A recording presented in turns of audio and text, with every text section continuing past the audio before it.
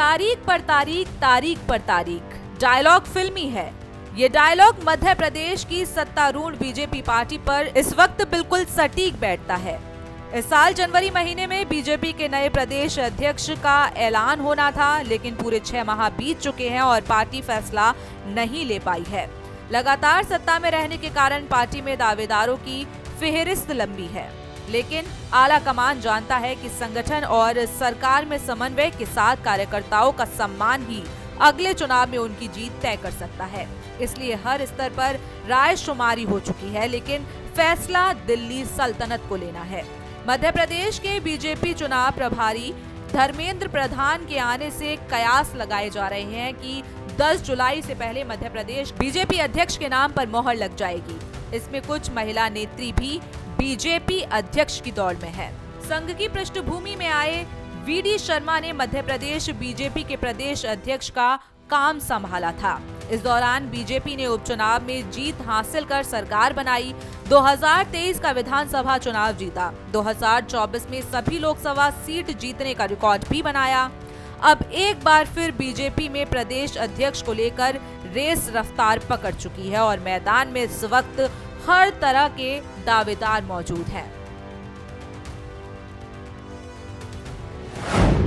पहला नाम अरविंद भदौरिया का है, जो संघ बैकग्राउंड से आते हैं और कमलनाथ की सरकार गिराने में उनका अहम रोल था।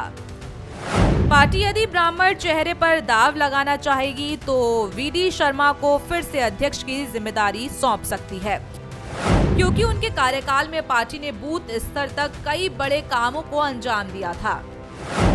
पार्टी यदि वीडी शर्मा की जगह दूसरा दाव पूर्व गृह मंत्री नरोत्तम मिश्रा पर लगा सकती है।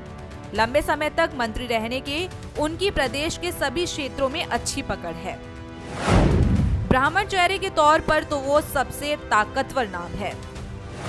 अगर जाति समीकरण देखा जाए तो SC/ST में सबसे पहले लाल सिंह आर्य, सुमेर सिंह सोलंकी, दिलीप शेखावत, जिसमें दिलीप शेखावत बाजी मार सकते हैं।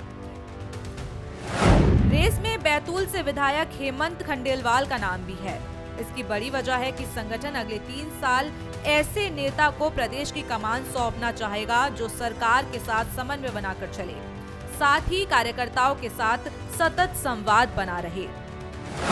महिलाओं नेत्रियों में कविता पाटीदार, समतिया उकेई, लता बानखेड़े और अर्चना चितनिशी भी प्रदेश अध्यक्ष की रेस में है।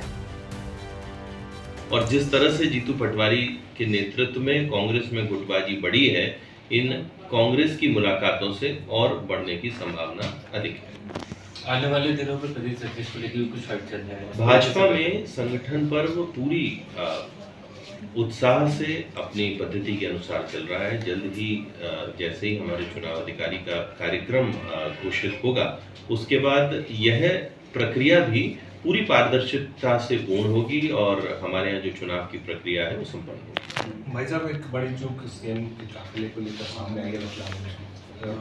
गलतीवश पानी भर दिया गया डीजल की वजह काफिले की। लेकिन मुझे लगता है कि इस विषय में जांच के बाद जो तथ्य हैं वो सामने आने चाहिए। भाजपा की सरकार में सदैव यह स्पष्ट है कि हम किसी भी तरीके की कोताही बर्दाश्त नहीं करेंगे। वैसे तो पिछले 1 सप्ताह में अमित शाह 2 बार प्रदेश का दौरा कर चुके हैं, लेकिन इसे प्रदेश अध्यक्ष की ताजपोशी से जोड़ा जाना शायद सही नहीं रहेगा। वैसे प्रदेश अध्यक्ष चुनने में संघ की अहम भूमिका रहने वाली है। संघ किसी भी सूरत में ऐसे व्यक्ति के प्रदेश अध्यक्ष बनाने की वकालत नहीं करेगा जिसका मुख्यमंत्री से किसी भी तरह का टकराव संभव हो। इसके अलावा मजबूत संगठन बना रहे, इसके लिए किसी नेता का लॉ प्रोफाइल होना भी उनके पक्ष में जा सकता है। पार्टी अध्यक्ष ऐसा हो जो जमीनी स्तर तक हर वर्ग को मौका देने में पीछे नहीं रहे। आमतौर पर देरी का आरोप झेलने वाली कांग्रेस इस मामले में आगे है और बीजेपी पर सवाल उठाने में कोई कमी नहीं छोड़ रही है। देखिए, भारतीय जनता पार्टी में धर्मेंद्र प्रधान आ जाए या प्रधानमंत्री नरेंद्र मोदी खुद आ जाए, कोई लोकतांत्रिक चुनाव के माध्यम से अध्यक्ष नहीं बनता है। जेपी नड्डा को लेकर के कौन सा चुनाव हुआ और कौन सी लोकतांत्रिक प्रणाली के माध्यम से जेपी नड्डा चुने गए? मेरा आरोप है कि भारतीय जनता पार्टी में पर्ची से मुख्यमंत्री और प्रदेश अध्यक्ष बनते हैं। राजस्थान में एक पर्ची आई और भजन लाल शर्मा मुख्यमंत्री हो गए। मध्य प्रदेश में एक पर्ची आई और मोहन यादव मुख्यमंत्री हो गए। कौन सी रायशुमारी की गई, कौन सी विधायकों की राय ली गई, यही फिर होने जा रहा है। पार्टी डिफरेंस की बात करने वाली भारतीय जनता पार्टी कुछ तो अलग करे। कभी भारतीय जनता पार्टी में चुनाव नहीं हुआ, अध्यक्ष थोपा गया। बीडी शर्मा की पिछली बार ताजपोशी हुई, कौन सी लोकतांत्रिक प्रक्रिया हुई? अभी भी वही होने जा रहा है। दिल्ली से पर्ची लेकर के धर्मेंद्र प्रधान आएंगे और भारतीय जनता पार्टी को नया अध्यक्ष मिल जाएगा। बीते 39 साल में बीजेपी 12 नेताओं को प्रदेश अध्यक्ष बना चुकी है, जिनमें से 8 सरवण रहे हैं। ऐसे में कई दूसरे नेता भी खुद को विकल्प के तौर पर मान रहे हैं। पार्टी में आदिवासी चेहरे के तौर पर सांसद फंगल सिंह कुलसते, सुमेर सिंह सोलंकी और गजेंद्र सिंह का नाम चर्चा में है।